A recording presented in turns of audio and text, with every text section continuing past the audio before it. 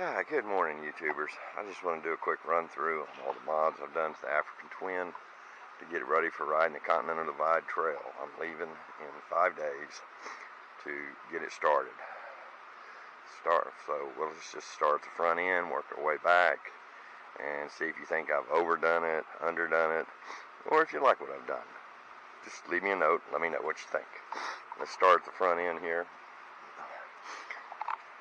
and then we'll just work our way up and back.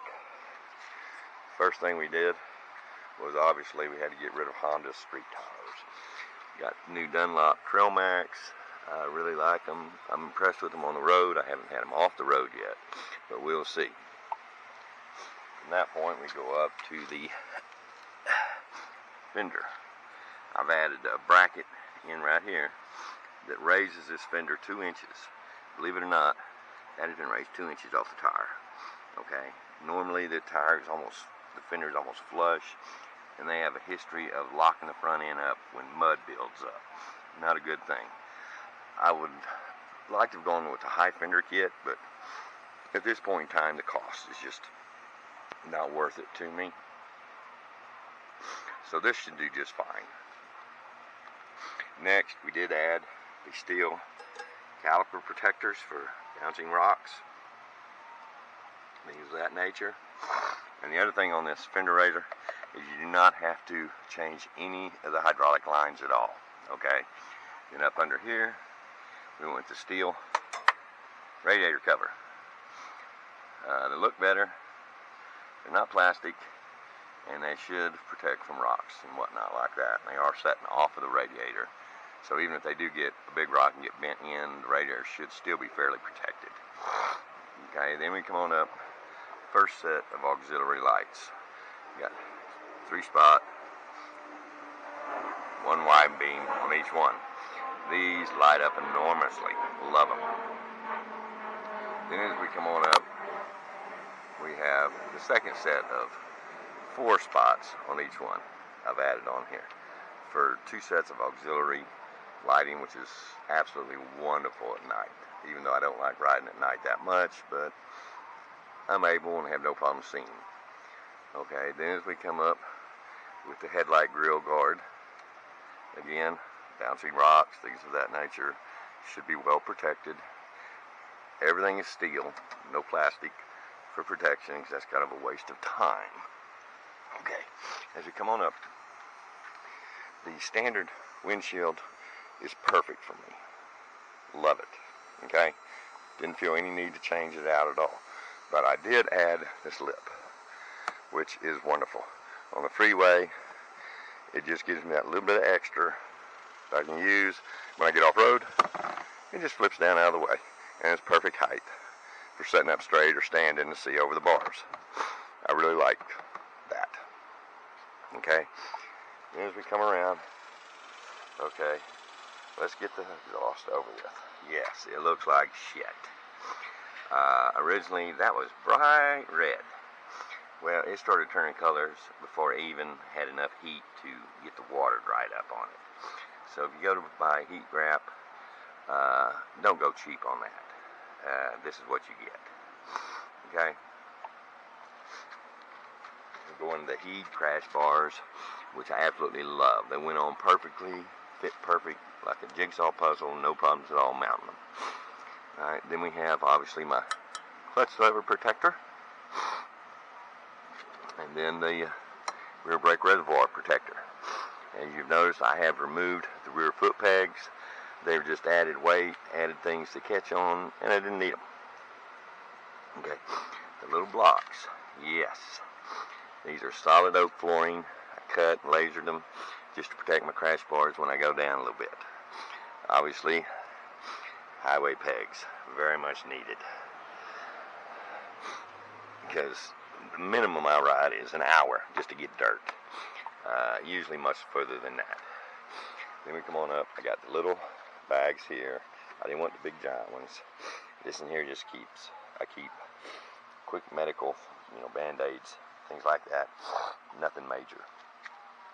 Now obviously I have a cup holder on each side just for the hell of it.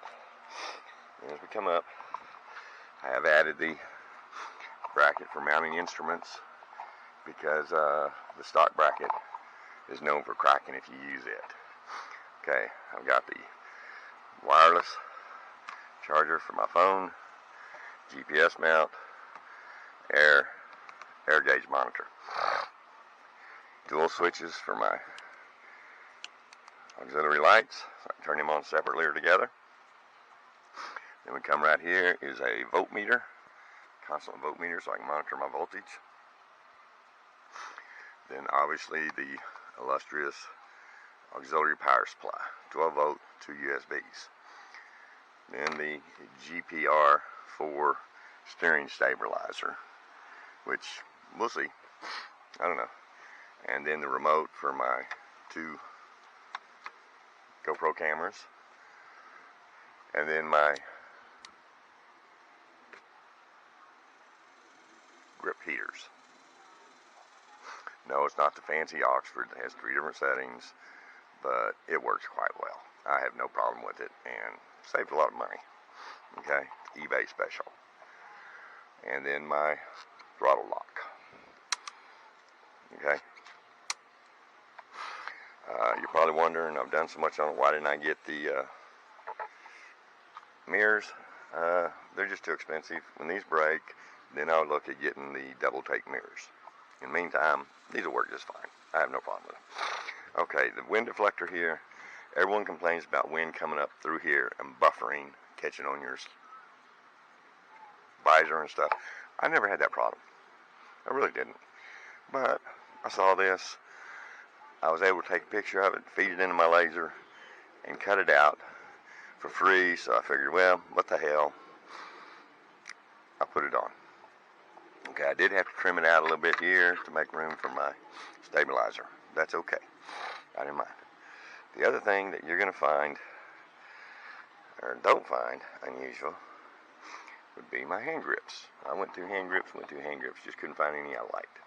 Apparently, what I ended up doing, and I love these, and you may want to think about it, is these are wraparound grips for a tennis racket.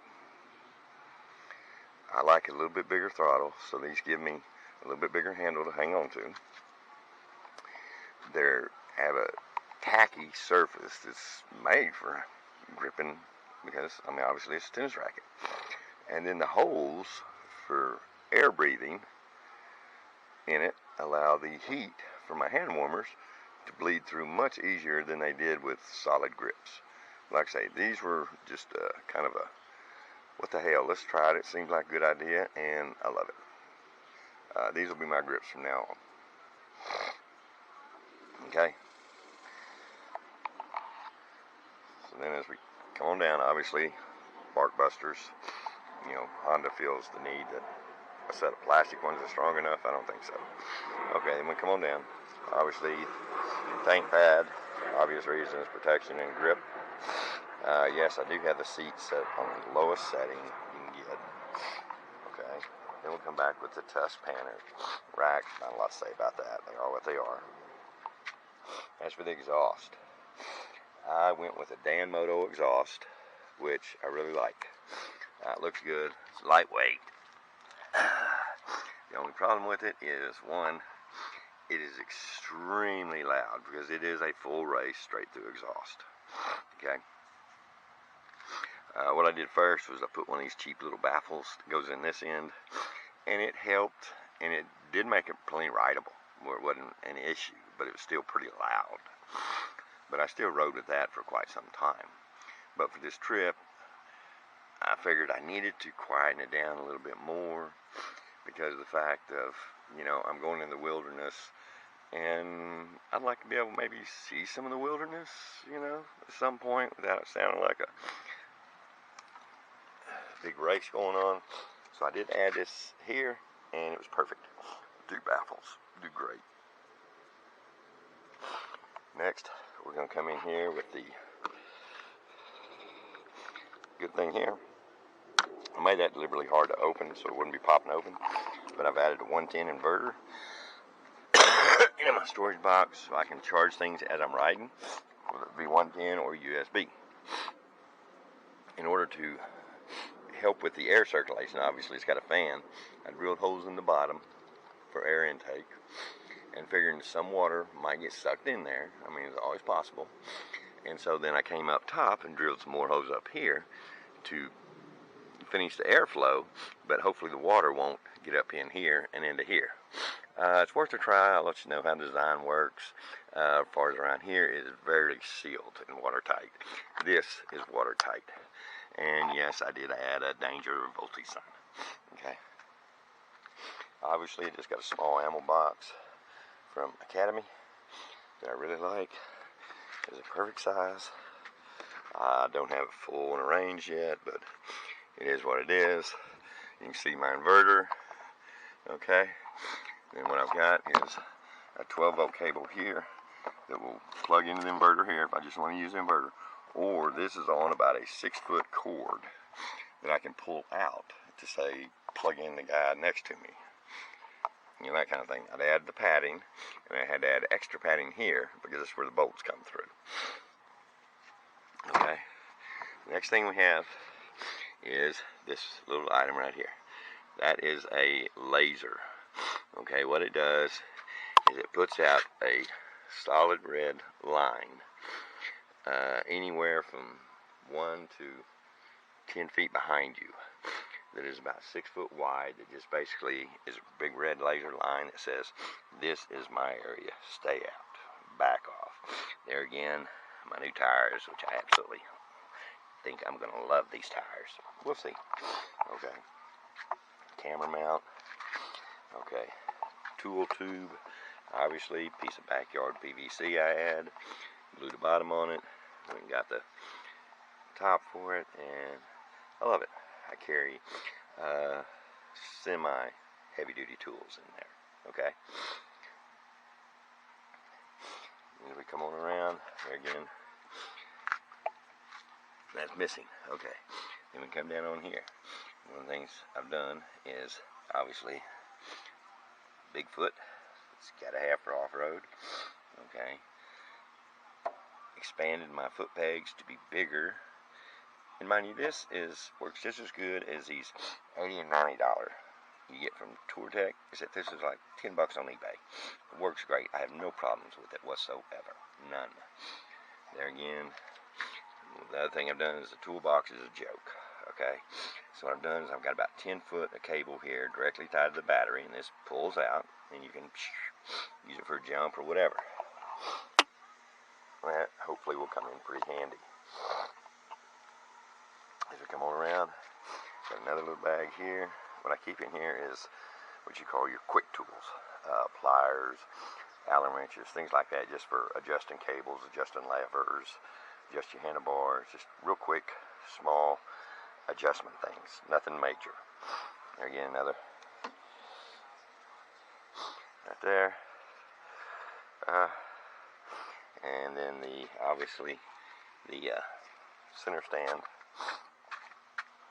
is aftermarket. It's not a Honda aftermarket. Honda aftermarkets are on recall. This one is not. The main reason they're being recalled is the Honda stands up too straight, and they tend to fall off, roll forward, and drop your bike. Okay, this does not. They're off eBay. I've had no problems. It sets plenty far back. Okay, obviously, new skid pan, which is ultra heavy duty. Be impressive. I love it. And it's by ACD Racing. Okay, the other thing I did was to protect my linkage is I just went and got a thin piece of Dynaplate, bolted on there, so when my center stand goes up, it meets the end of my skid plate and protects my linkage.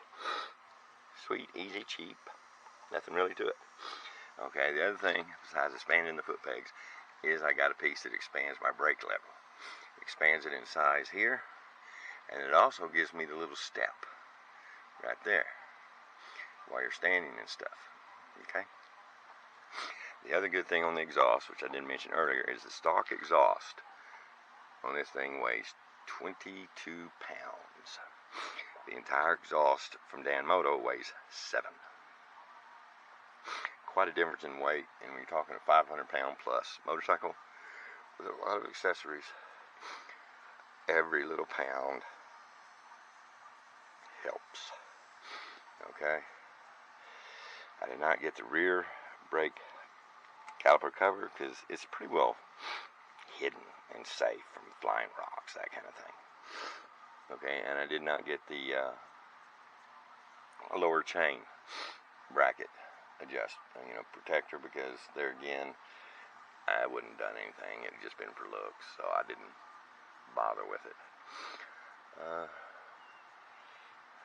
think that's all the mods I've really made. At one point, I did have a plate back here that I custom built for mounting to, but I didn't see the need. It was just more weight, more bulk. So I took it off, mounted this straight onto here, and then my rotor pack mounted onto here. And that is it. The reason I used muffler wrap to hold my instruments is because down here, our average summertime temperature is 100 degrees with 90 or 100% humidity. Okay, there is no kind of tape or glue will hold up in that heat. They all melt. And things just start wilting, kind of. So I thought about these, and what I did was just put a bead of shoe goop, glued it, and then started wrapping it. In between each wrap, I had some spray glue. I just kind of glued. It's normally used for kitchen cabinets, linoleum, stuff like that. Okay, these have worked great. The glue held up long enough for me to get these on, wrapped, and then clamped down tight enough, so they are not moving, not one bit. It looks a little rough, I admit, but the red matches the bike, and it gives it that, I don't know, utilitarian rough look, I guess. But I like it. It'll work. It'll hold them secure. I don't have to worry about them. Obviously, the straps are my tank bag. And that is, my friends, it. This bike is ready to go in a heartbeat. And I hopefully feel there's really not much else I can do. Another camera mount here, obviously. But I love it. We're ready to roll and go. Thanks for watching. I'll do another video the next day or two with all my saddlebags and all that loaded and packed up, and kind of review it. There again, thanks for watching, and hope you come back and watch some more.